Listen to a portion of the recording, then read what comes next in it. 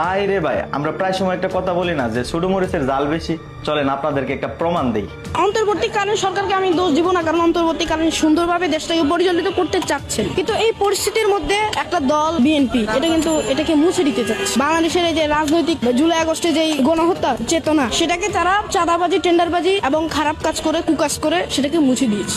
রাজনৈতিক পরিবেশে 1971 সন থেকে এই পর্যন্ত যদি কোনো হিসাব করা হয়, ইসলামিক দলগুলো ব্যতীত বাংলাদেশে কোনো দলই সুন্দরভাবে তাদের রাজনৈতিক পরিবেশটাকে গড়ে তুলতে পারে, একমাত্র ইসলামিক দল ছাড়া। এর ভিতরে জামাত ইসলামী আছে, চরমনাই আছে, যদিও ভুল ত্রুটি ছিল চরমনাই, তারা আওয়ামী লীগের সাথে হাত ছিল তাদের, তবুও তাদেরকেই বলা যায়। 5 আগস্টের আগে যেমন আওয়ামী লীগেরা ছাত্রদের হত্যা করেছে, পুলিশ বাহিনী দিয়ে, প্রশাসন দিয়ে বাংলাদেশের মধ্যে ফ্যাসিস্ট যেই কারিকুলাম সেগুলো চালু করেছিল। তো 5 আগস্টের পরে অন্তর্বর্তীকালীন সরকার যখন গঠিত হয়, তখন কিন্তু অন্তর্বর্তীকালীন সরকার যেভাবে দেশটা পরিচালিত করছে এটা খুব ভালো, কিন্তু একদল সেই বাংলাদেশটাকে নিভিয়ে দিতে চেয়েছে। এখানে চাঁদাবাজি, টেন্ডারবাজি, ধর্ষণ ইত্যাদি করে বাংলাদেশের 2024 সনে যে জুলাই আগস্টে যে গণঅভ্যুত্থানটা হয়েছে সেটার স্মৃতিটুকুকে মুছে দিতে চেয়েছে। বাংলাদেশের জাতীয়তাবাদী দল মিটফোর্ডে ওই দিন পাথর দিয়ে মানুষ খুন করেছে, এদিকে চাঁদাবাজি করছে, বরিশালে এক মহিলা লাঠি ছোটা দিয়ে হত্যা করেছে। তো এই যে এই বিষয়গুলো বাংলাদেশের রাজনৈতিক পরিস্থিতি তারা বিকট একটা পরিস্থিতি সৃষ্টি করেছে। কয়দিন পরে পরে খুন খারাপি, পাথর দিয়ে মানুষ হত্যা করা, চাঁদাবাজি, ধর্ষণ, টেন্ডারবাজি ইত্যাদি আগের মতোই তারা পরিচালিত করছে। বর্তমানে বাংলাদেশের যে পরিস্থিতি, জুলাই আগস্টের পরে যে একটা স্বাধীন বাংলাদেশ গড়ে তুলতে পারবে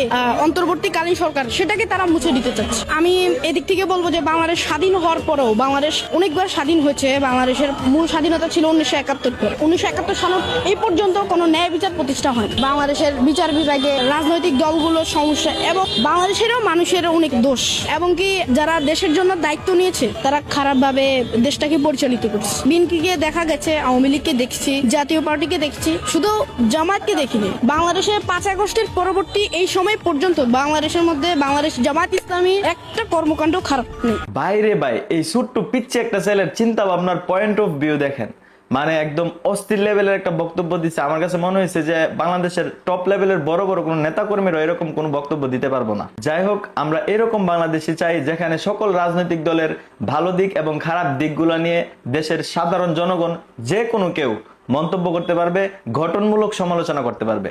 আসসালামু আলাইকুম।